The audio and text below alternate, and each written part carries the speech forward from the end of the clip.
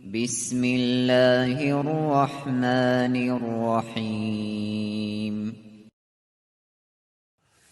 الحمد لله رب العالمين والصلاة والسلام على رسول الله. Je suis votre frère en islam, Alifa Mohamed Diomandé, professeur de philosophie, amir du mouvement islamique Al-Muwahidoun.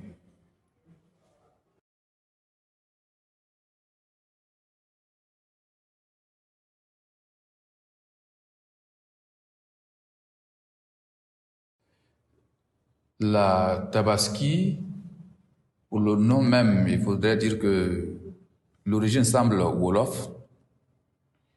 Tafasaka, qui est l'origine berbère du mot. Et la Tabaski est devenue, avec l'influence de la colonisation qui avait pour capitale en fait, de l'Afrique de l'Ouest, Dakar, l'influence donc du Wolof, et puis l'héritage Tidjani berbère. Cela fait que le mot Tapasaka, qui est devenu Tabaski en Wolof, est passé dans la langue française. Sinon, la Tabaski, c'est Eid al-Adha en arabe, c'est-à-dire la fête du sacrifice, qui est la manifestation ou la commémoration de la soumission de notre père Ibrahim, alayhi salam, à la volonté d'Allah subhanahu wa ta'ala.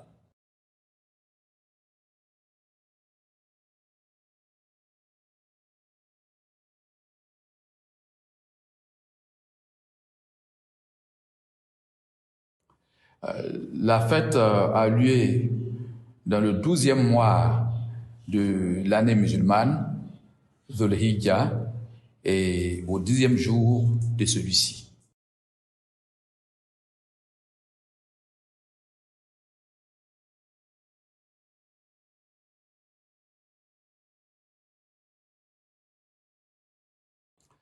Le prophète sallallahu alayhi wa sallam nous prescrit cette fête à partir de la parole d'Allah subhanahu wa ta'ala qui nous impose de prier pour lui et d'immoler. Faswalli li rabbika wanhar. Prie pour ton Seigneur et immole. Et cette fête-là, comme le Coran et la tradition du prophète sallallahu alayhi wa sallam l'indiquent, cette fête constitue la commémoration de l'acte de soumission d'Ibrahim alayhi salam à son Seigneur, ce qui doit donc pour le musulman une occasion de renouveler son pacte avec l'unicité d'Allah subhanahu wa ta'ala.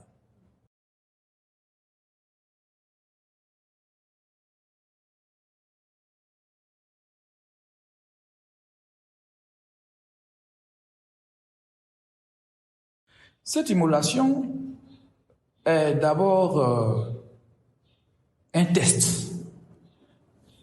Le prophète Ibrahim alayhi salam s'engage dans un pacte de n'adorer qu'Allah subhanahu wa ta'ala, et Allah le met à l'épreuve par rapport à cet engagement en lui demandant d'immoler son fils.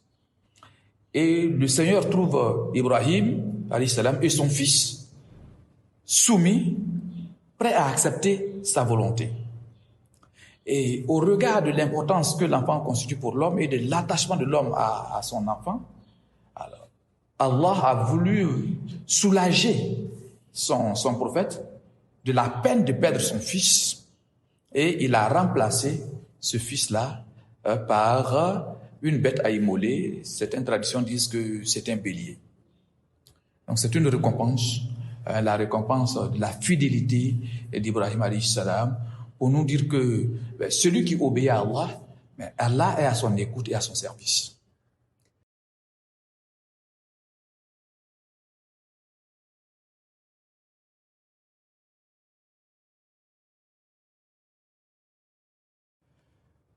La fête de Tabaski est un acte d'adoration d'Allah subhanahu wa ta'ala.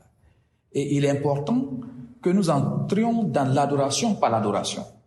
C'est-à-dire qu'avant tout acte d'adoration, il faut se repentir. Il faut demander le pardon, la rémission de ses péchés à Allah subhanahu wa ta'ala. Il faut faire l'istighfar, la demande de pardon. Et c'est la première disposition. La deuxième disposition, est encore intérieure. C'est la purification de l'intention. Il ne faut pas que la fête ou même l'immolation soit un acte ostentatoire, un acte purement social dépourvu de toute spiritualité. Il faut purifier son cœur et s'orienter spirituellement vers son Seigneur subhanahu wa ta'ala. Et nous estimons que c'est ce qui est fondamental. Donc, en renonçant à tout ce qui est idolâtrie, à tout ce qui est adoration d'autres choses qu'Allah subhanahu wa ta'ala.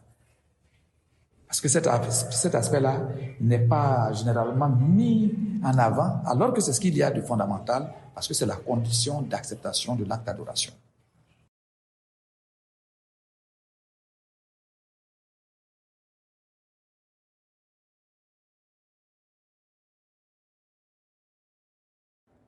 La personne habilitée à faire le sacrifice, c'est d'abord le musulman.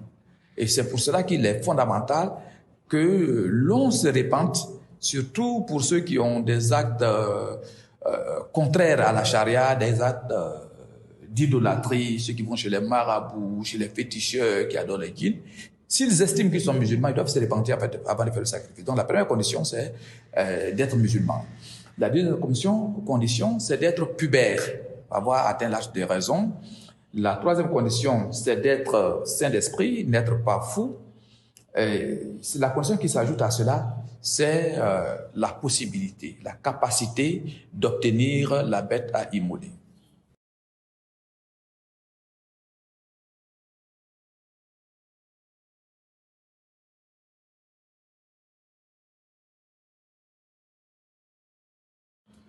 C'est une obligation. Les écoles juridiques divergent sur la question, mais nous sommes de l'avis de ceux qui estiment que c'est une obligation. L'imam Abu Hanifa est de cet avis, ainsi que Cheikh l'Islam Ibn Taymiyyah, ils disent que nous sommes d'accord avec eux parce que le prophète sallallahu alayhi wa sallam, que celui qui a la possibilité d'immoler une bête et qu'il ne le fait pas, que cela n'approche pas de notre lieu de prière. Donc ce jour-là, nous estimons que cette interdiction-là est plus forte que la plupart des arguments que ceux qui disent que ce n'est pas obligatoire évoquent. Et même avec eux, les autres positions disent que c'est une obligation collective. Il y a une autre qui dit que c'est une tradition renforcée. Donc, nous estimons que c'est plus proche de l'obligation, surtout à cause de ces propos du prophète sallallahu alayhi wa sallam.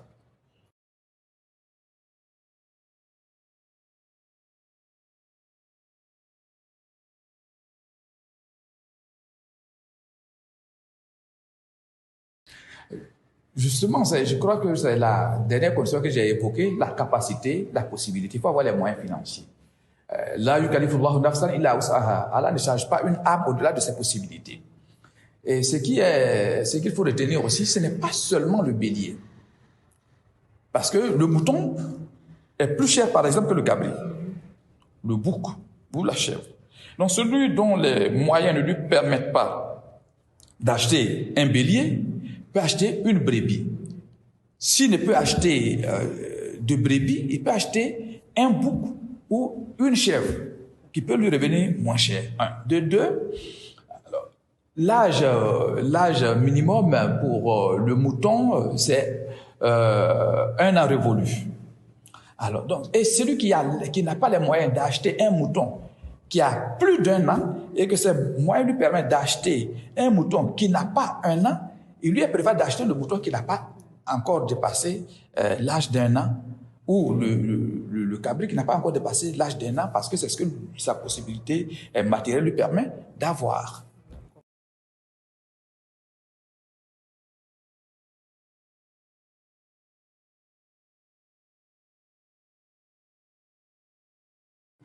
Cela est autorisé. 7 personnes peuvent s'associer pour acheter un bœuf. Ce que nous connaissons en fait d'écriture, c'est 7. 7. Et donc, si 7 peuvent s'associer, un homme inférieur à 7 peut faire la même chose, mais l'impair n'est pas fondamental. Ça peut être 2 personnes, ça peut être 4 personnes. Le nombre de personnes qui peuvent s'associer pour le faire, et il n'est pas obligatoire que tout le monde donne forcément la même somme. Chacun peut donner ce qu'il peut ou contribuer en fonction de ses moyens. Il suffit que les personnes qui font le sacrifice se mettent d'accord là-dessus.